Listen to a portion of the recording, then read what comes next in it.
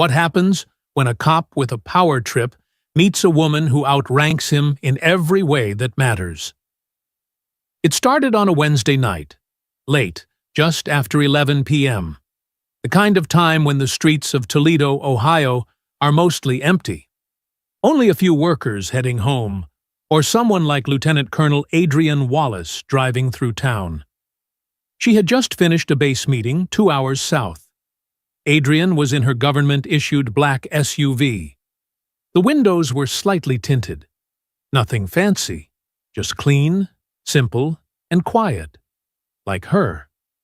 She had been driving for a while, humming softly to the sound of the tires on the road. Her mind was already on getting home. She wasn't speeding, wasn't swerving, wasn't doing anything wrong. But Sergeant Daniel Mercer saw things differently. He was parked near Reynolds Road, sipping lukewarm coffee and scrolling through his phone. Bored. His shift had been slow. No calls. No action. Then, an unfamiliar car passed by. He tossed the cup aside and turned on his lights. Before Adrian could react, the cruiser was behind her. She slowed down and pulled over, calm and controlled, just like her training. The patrol car door slammed shut. In her mirror, she saw a tall man walking toward her. His hand rested on his holster, a flashlight in the other. He didn't go to the passenger side. He went straight to her window. "License and registration," he said, no greeting. Adrian kept her hands where he could see them. She rolled the window halfway down. "Officer, can I ask why I was stopped?" Mercer shined the light in her face. "You were drifting between lanes. Didn't signal. Looked like you might have been drinking." She raised an eyebrow. "I wasn't." "License and registration," he repeated louder. Adrienne didn't argue. She moved slowly, pulling her documents from the glove box. As she handed them over, she added, "This is a government vehicle. I'm a federal employee." Mercer glanced at her ID. "Military?" "Yes," he smirked. "Doesn't mean you're above the law." "I never said I was." His voice turned sharper. "Step out of the vehicle." Adrian blinked. "Excuse me?" "I said, step out of the car. I'm doing a sobriety test." Her jaw tightened, but she stayed calm. "On what grounds?" "I've cooperated. I haven't been drinking. I'd like to know the reason." Mercer moved closer. "Now you're refusing a lawful order?" Adrian didn't flinch. "Number, I'm asking for an explanation." He didn't like that. He yanked her door open himself. "Get out of the car. Now." That's when she quietly turned on her phone camera and hit record. "Just so we're clear," she said, "this conversation is being recorded." Mercer's eyes flicked to the phone. For the first time, hesitation flashed across his face. But he didn't back down. "Out. Now." Adrienne stepped out, standing tall, not aggressive, but firm. She didn't yell or resist, but her confidence was obvious, even in civilian clothes. Mercer studied her. For the first time, a small voice in his head whispered, "What am I dealing with here?" But his pride was louder. He made her walk a straight line under the streetlights, like she was some drunk driver on a weekend night. She passed perfectly. No slurred words, no stumbling, no hesitation. Still, he wrote her a ticket. "Failure to stay in your lane." Adrienne took the paper without a word, just a look. Then she got back in her car and drove away. But Mercer had no idea the ticket would end up in court and change everything. Sergeant Daniel Mercer's side Mercer wasn't new to the job. 15 years on the force had hardened him. He'd handled everything, street fights, car crashes, and earned a reputation. The kind that made rookies stiffen when he walked in. And he liked it that way. He didn't ask questions. He gave orders. To him, the badge meant control. Final say. It didn't matter if it was a smart-mouthed teen or a driver asking too many questions. Mercer never backed down, and he never apologized. His precinct knew what he was, a cop who did his paperwork, showed up on time, and never hesitated. But they also knew he had a sharp tongue and a quick temper. Nobody challenged him. Until that night. Back at the station, he barely mentioned the stop. He logged the ticket. Failure to maintain lane. Possible impairment. No arrest. And tossed his body cam into the charger like always. The footage sat untouched for 2 days. Meanwhile, Mercer joked about it in the break room. "Some woman tried to pull rank on me," he told Officer Diaz. "Flashed her government ID like it was supposed to scare me." Diaz frowned. "Wait, she was military?" Mercer shrugged. "Said her name was Wallace." Adrienne Wallace Diaz's face changed. "Lieutenant Colonel Wallace? She spoke at the academy last year. She's not just military. She's high up. Runs logistics at Fort Wayne. Bronze Star. 2 deployments. She's real." Mercer waved it off. "Don't care who she is. On the road, I'm the law." But something in Diaz's tone stuck with him. That tiny hint of respect. Still, Mercer didn't check the footage. Didn't think twice about the ticket. In his mind, it was over. But it wasn't. Adrienne's move. Adrienne wasn't the type to make noise over nothing. She wasn't dramatic. She wasn't confrontational. And after 22 years in uniform, 2 tours overseas and countless close calls, she didn't have time for petty fights. But this was different. Because she wasn't just thinking about herself. She was thinking about every young soldier she'd mentored. Every civilian she'd seen mistreated. Every woman, especially every black woman, forced to stay quiet just to avoid trouble. And she wasn't staying quiet. The next morning, she sat in her office at Fort Wayne, staring at her screen. She hadn't slept much, not from anger, though she was angry, but from replaying the stop in her head. The way he spoke to her. The way his hand hovered near his gun. The way he tried to provoke her. She knew how bad it could have been if she'd lost her cool. Her aide, Sergeant Daniels, knocked. "You good, ma'am?" Adrienne looked up. "Number, but I'm handling it." He stepped in, closing the door. "I saw the video. You want me to call the base lawyer?" "Already done," she said. Daniels hesitated. "You sure you want to take this public?" Adrienne leaned back. "I'm not looking for drama. I'm looking for accountability." And she meant it. She'd spent her career leading with discipline and integrity. Her rank wasn't just a title. She'd earned it. She'd commanded convoys in war zones, organized disaster relief, managed soldiers and supplies across 4 continents. But none of that mattered to Mercer. To him, she was just another driver who didn't obey fast enough. And that's what bothered her most. How easy it was for him. So she made calls. To military lawyers, to the Inspector General. She attached the video, filed a complaint, and let the facts speak for themselves. By the end of the week, Mercer's name was tied to an investigation. The department's lawyers were notified. And Adrienne? She kept working, stayed quiet. But behind the scenes, she was ready. Because her lawyer had said the stop wasn't just rude, it might have broken federal rules. And if needed, they'd go to court. Adrienne didn't hesitate. She was ready. The reckoning Mercer still thought this would blow over. Until the envelope arrived. Plain, thin, just a manila folder with his name typed on the front. He ripped it open in the parking lot, expecting another memo. But it wasn't. It was a court summons. A civil rights complaint had been filed. Plaintiff, Lieutenant Colonel Adrienne Wallace. Charges: unlawful detainment, intimidation, abuse of power. Mercer stood there for a moment, staring at the paper. Then he walked away. He laughed loudly. "No way," he muttered. "No way this holds." But when he went back into the station, the air had changed. His boss, Officer Reading, called him into the office. The door closed. The blinds were drawn. Dan Redding began, "We need to talk." Mercer sat with his arms folded. "About what?" "The woman from the other night. She's acting like the victim."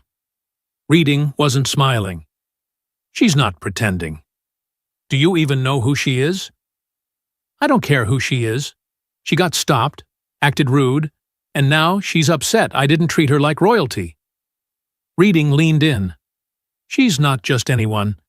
She's a high-ranking officer, a war veteran. Her record is perfect. She has powerful friends, and she has the whole thing recorded, from her view and yours." Mercer shrugged. "So what? We just give up and apologize? Because she has rank? Number? But we can't act like this is nothing. You're going to court. And if this gets out, which it will, it'll explode." Still, Mercer stayed stubborn. "She wasn't even arrested. I didn't lay a hand on her. I followed the rules." "You were tense, Dan.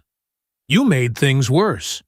You treated her like a criminal before you knew who she was." Mercer pressed his lips together. For once, he had no quick comeback. The notice said the court date was in 3 weeks. By then, rumors had spread through the department. Quiet talks in the locker room. Strange looks in the halls. No one said anything to his face, but Mercer could sense the change. He wasn't the tough guy anymore. He was weak now, and the others could tell. Back at her base, Adrienne got ready too, but differently. She didn't shout to the news or beg for sympathy. She met with her lawyers in private. They watched the footage again and again. She wrote down every detail of what happened.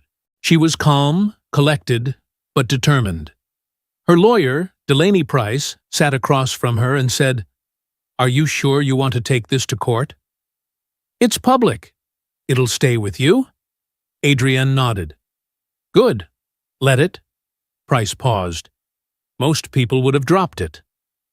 "I've ignored too much already," Adrienne said. "This isn't just about me." She wasn't after money. She wanted proof. Something official that showed power didn't mean you could act however you wanted. Silence wasn't the only choice. She wasn't just fighting for herself. She was fighting for everyone who had ever been disrespected, ignored, or pushed around by someone hiding behind authority. When the court date arrived, she didn't slip in quietly. She walked in wearing her full military uniform, badges, medals, her rank clear for all to see.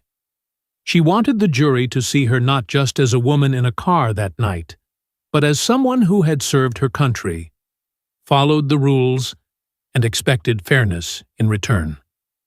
Mercer was already sitting when she entered. He turned, saw the uniform, and for the first time, his smug look wavered. But the real challenge hadn't begun yet.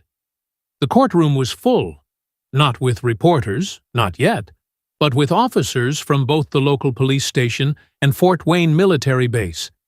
Adrienne's fellow soldiers sat quietly, dressed in uniform or formal clothes, side by side with regular people who didn't fully understand the case. To some, this looked like a simple traffic stop turned bad. To Adrienne, it was the breaking point of something bigger, something that had been building for years. Mercer sat stiffly at the defense table, his face unreadable but tense. His lawyer, Charles Brenner, whispered something to him. Mercer didn't react. He just kept his eyes on the judge. Then Adrienne was called. She stood, straightened her collar, and walked to the witness stand with the same steady confidence she'd used leading troops through danger. She didn't hurry. She didn't hesitate. Every person in the room watched her. Her medals gleamed. Her posture commanded respect. Not because of her uniform, but because of what she'd earned. The judge cleared his throat. Colonel Wallace, thank you for your service. You may begin. Delaney Price stepped forward, ready. Lieutenant Colonel, could you describe the night of January 17th? Adrian spoke clearly. I was driving back from a meeting at the Indiana Guard Reserve around 11:15 p.m. when Officer Mercer stopped me. I wasn't swerving. I wasn't drunk. I cooperated and asked normal questions, but he answered with anger. Her voice stayed calm, just facts, no emotion. He told me to get out of the car without explaining why. When I asked, he just repeated it louder. That's when I started recording. Delaney nodded. Did you ever refuse a direct order? No. Did you resist? No. Did you tell him who you were? Yes. I said I worked for the government and was driving an official vehicle. The room was completely silent. No whispers, no movement, just the sound of pens writing. Then they played the videos. First, Adrian's phone recording, clear and damaging. Then Mercer's body camera footage, showing his harsh tone, his threatening stance, his hand near his gun, even though she was cooperating. The jury didn't need to talk. You could feel their opinion changing. Next came Mercer's lawyer, Brenner, trying to sound polite but push hard. Lieutenant Colonel Wallace, isn't it possible Officer Mercer was just doing his job? Adrian didn't hesitate. No. Couldn't he have been worried about safety? I was driving fine. I was sober. I wasn't threatening anyone. There was no danger. And yet you recorded the stop. Why? Because experience taught me that staying quiet doesn't keep you safe. I wanted proof of what happened. Brenner nodded slowly. So you don't think officers should use their own judgment during stops? Adrian looked straight at him. I think judgment must come with self-control. That badge isn't a license to do whatever you want. It's a duty. Even the judge paused at that. Then it was Mercer's turn. He didn't testify, just watched as they played the videos again, second by second. Every harsh word, every glare, every time he treated her like she didn't matter. The prosecutor asked, Sergeant Mercer, why did you order her out of the car? Mercer tensed. She seemed suspicious. Did she disobey you? She questioned me. Is that against the law? Mercer paused. No. Did she yell? Threaten you? No. Then why escalate? No answer. Sergeant Mercer, did you know she was a lieutenant colonel? Not then. And if you had? Mercer's voice dropped.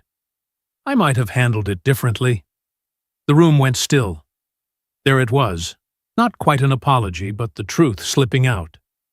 That night, Mercer didn't see a person. He saw someone who didn't obey fast enough, didn't act the way he wanted. Now, with her rank visible and the whole court watching, everyone understood. But the trial wasn't over. The jury still had to decide what punishment was fair. 3 days later, they gave their decision. The courthouse was quieter now. No uniforms, no extra officers, just Adrian, her lawyer, and a few curious observers. Mercer sat with his attorney, trying to keep his face blank, but his jaw clenched slightly. Judge Cynthia Morales looked over the room. In the case of Wallace versus Mercer, the jury finds in favor of the plaintiff. Mercer shifted. Adrian didn't move. The court rules that Sergeant Mercer violated constitutional rights during an unlawful stop. His actions did not follow department rules or basic professional standards. No one cheered. No one gasped. Just the heavy silence of justice being served. Mercer's lawyer moved closer and muttered, "We'll appeal." But even he seemed unsure. The judge went on, "No criminal charges will be filed now, but the victim is owed $35,000 in compensation. This ruling will stay in the public record forever. Also, it will be sent to the Department of Justice and the Toledo Police Department for review and policy changes. Adrienne didn't smile, cheer, or show excitement. She just gave a single nod, not to the judge or the jury, but to herself. She had done what she set out to do. After the trial, Mercer stood outside the courthouse, walking back and forth near the steps. A few local news reporters had arrived. Not a huge crowd, but enough for him to lower his head and hide his face behind a folder as cameras flashed. He stayed silent, made no comment, and just left in his car. Inside, Adrienne paused in the hallway, checked her phone, and saw the message. "You won." Case closed. Her lawyer caught up to her. "You could have demanded more money." Adrienne shook her head. "It wasn't about the cash." Delaney studied her. "Do you think this will make a difference?" Adrienne looked at the glass doors and replied, "I'm not sure. But maybe next time he stops someone, he'll hesitate." A week later, Mercer was suspended while the police reviewed the case. Some whispered he might be moved to a different job. Others said his career was over. Either way, the protection he once had was broken, and everyone could see it. At Fort Wayne, Adrienne went back to her job as if nothing had happened. She didn't want to be seen as a hero or give interviews. She had tasks to finish, people to train, missions to run, and duties to fulfill. But within her team, the lesson was clear. You don't always have to shout to earn respect. You don't always have to fall apart to prove you were hurt. Sometimes, staying calm says more than anger ever could. Even with the court's decision in her favor, Adrienne knew the battle wasn't over. Because holding someone responsible isn't just about punishment. It's about what happens after. 2 months later, Adrienne stood before a room of new recruits at Fort Wayne.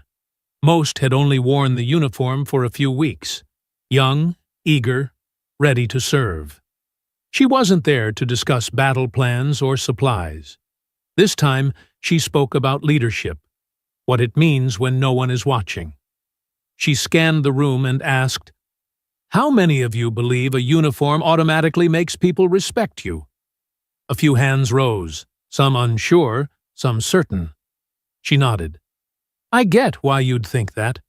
But here's the reality. Respect isn't given. It's earned with every action, every choice." She let the words sink in. "The same goes for power," she continued. "The badge, the rank, the authority. It's not armor. It's a burden. If you can't handle it with honor, you don't deserve it." In the back, a young soldier sat straighter, listening closely. Adrienne paused, then added, "When an officer stopped me and forgot his duty, I could have screamed. I could have frozen. I could have ignored it." She met their eyes. "I didn't. I recorded it. I reported it. I went to court and told the truth." A long silence followed. That officer thought his badge made him invincible, until he saw my rank. Not just on my uniform, but in how I stood my ground. That's the difference. That's real leadership. The room stayed silent, not from boredom, but from understanding. Adrienne shut her folder and looked up. Lead with honesty. Serve with honor. And remember, you don't just wear the uniform. You represent everyone who ever wore it, and everyone who ever will. She stepped down, not for praise, not for thanks, but because her point was made. Let this be a lesson. Power without responsibility is just a disguise for fear. Speak up. Hold firm. When you see injustice, don't look away, because silence helps the wrongdoers, but courage defends everyone else. She warned them to stay out. They didn't listen, so she made sure they'd never try again. Tasha Williams had worked hard for everything she owned. At 42, she was proud of her home, a lovely 2-level house in Chandler, Arizona. Her backyard was her quiet place. Palm trees lined the fence, and in the middle was her treasure, a clean, well-kept pool. She didn't like to boast, but she had every right to be happy. She bought the house alone, with no help, just years of saving and smart choices. Her neighborhood was mostly families, some friendly, some distant. Tasha didn't care. She just wanted peace. But that peace didn't last.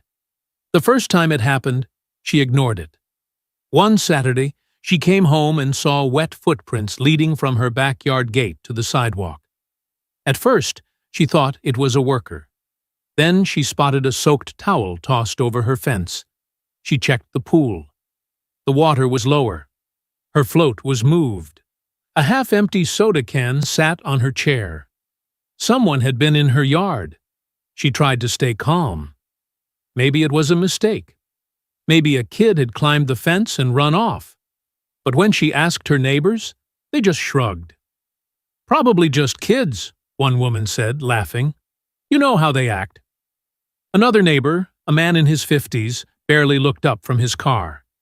"They're just having fun. You've got a nice pool, Miss Williams. People notice." The way he said it upset her, but she let it go. She tightened the lock on her gate, hoping it wouldn't happen again. But it did. A week later, she was inside when she heard splashing. At first, she thought it was the pool filter. Then, laughter. She looked outside. A teenage boy was swimming like he owned the place. A girl, maybe his sister, sat on the edge, dipping her feet in. Tasha yanked the door open. "Excuse me." The kids froze. The boy scrambled out of the water. I thought you wouldn't mind," he stammered. "You didn't even ask," Tasha snapped. "Who are you?" The girl mumbled that they lived nearby. Then they ran off. Tasha stood there, furious. She wanted to let it go, but then came the excuses. The next day, she talked to the kids' parents, expecting an apology. Instead, she got an argument. "Oh, relax," the mother said. "They're just kids. It's hot out. What's the problem?" Tasha stared. "The problem is, this is my property, my home, my pool, and I didn't invite anyone." The father crossed his arms. "You're overreacting." Overreacting. That's what people called it when they weren't the ones being disrespected. Tasha held back her anger. Instead, she put up security cameras. Maybe that would stop them. For 2 weeks, it worked. No more footprints. No more wet towels. No more strangers in her pool. Then, on a hot Saturday, she came home and saw her side gate open, the one she always kept locked. A bad feeling hit her.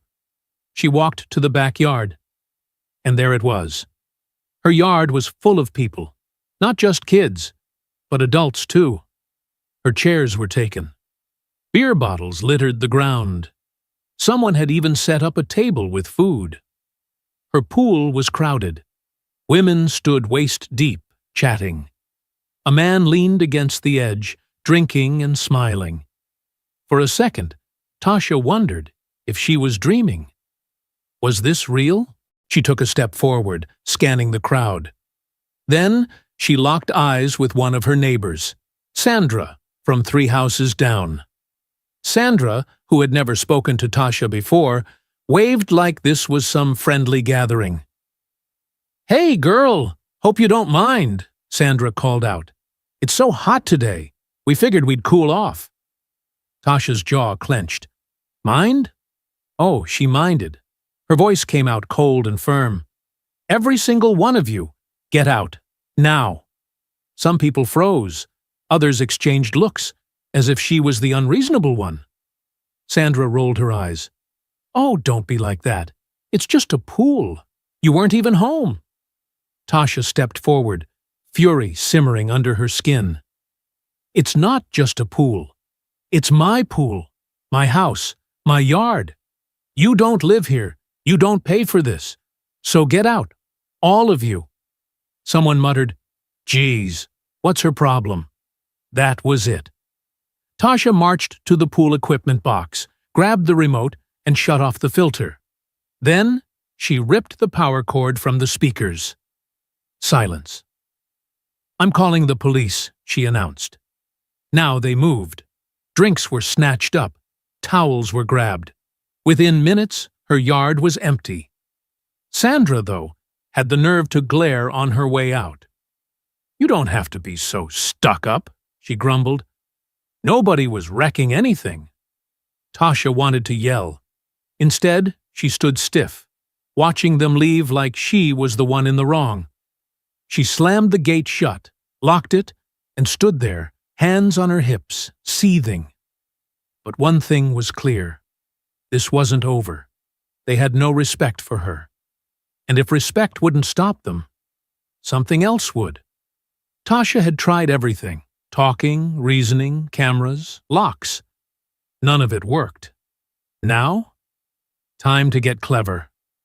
She sat at her kitchen table staring at the security footage from earlier. The audacity of these people, acting like her home was theirs to use whenever they wanted. She wasn't just angry anymore. She was done.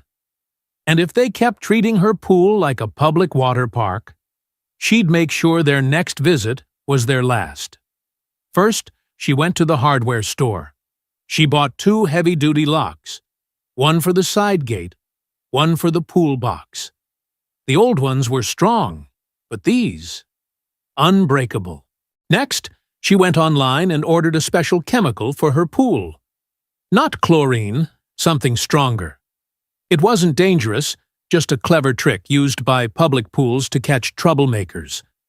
It was called pool dye, a harmless chemical that turns water bright green if someone pees in it.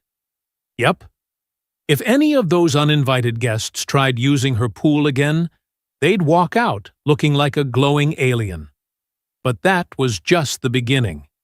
Tasha wanted insurance, something to scare them off for good. So, she visited a local sign shop and had a custom warning made. The next morning, she bolted it onto her fence where everyone could see. Warning: pool chemically treated for unauthorized use. Exposure may cause rash, severe itching, or temporary skin discoloration. Did it sound extreme? Sure. Was any of it true? Number. But they didn't know that. To make it convincing, she placed an empty hazardous chemicals box near the pump, something she got from a friend in maintenance. Now, all she had to do was wait. It didn't take long.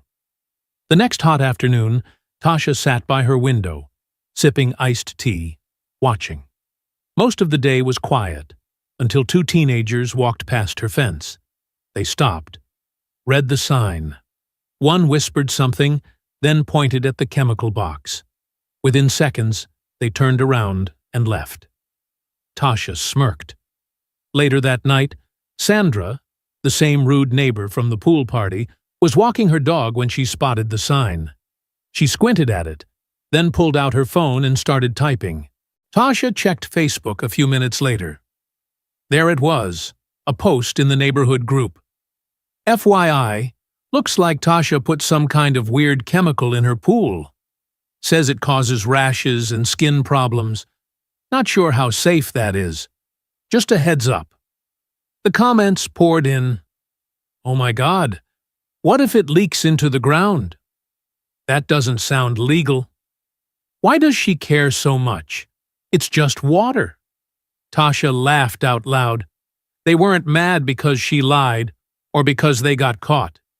They were mad because their free pool days were over. And if they wanted to test her? Good luck. For the first time in months, Tasha felt at peace. No more random towels. No more strangers in her yard. No more entitled attitudes.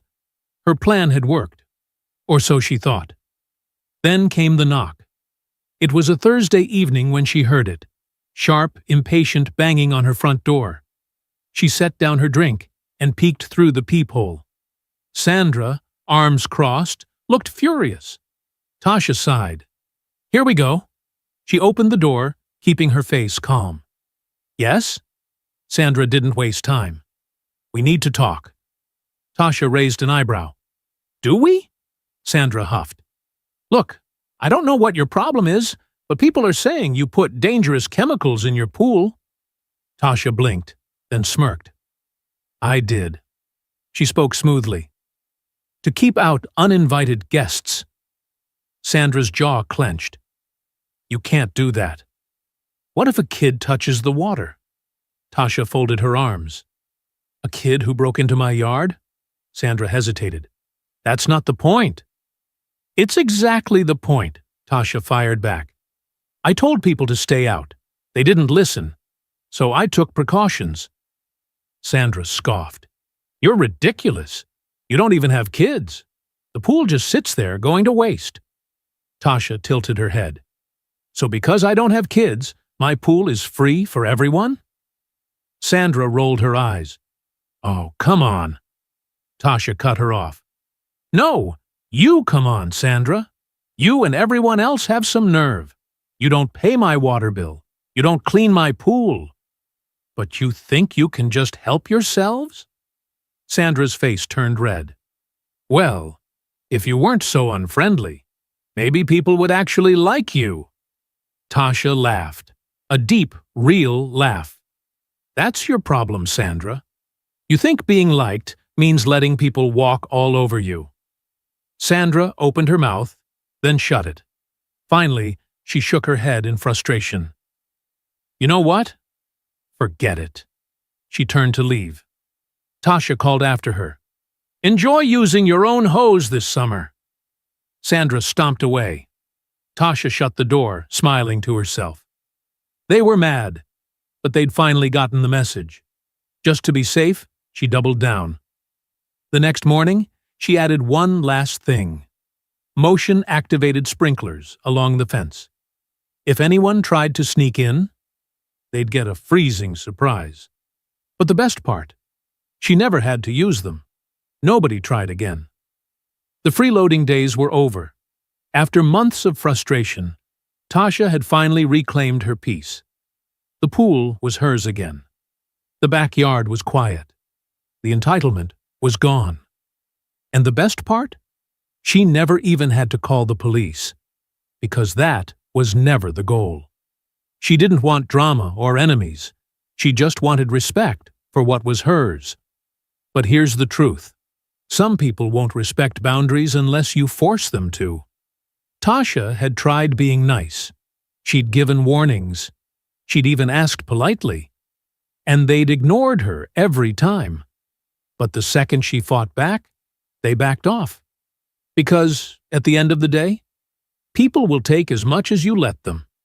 It doesn't matter if it's your time, your space, your energy, or even your damn swimming pool.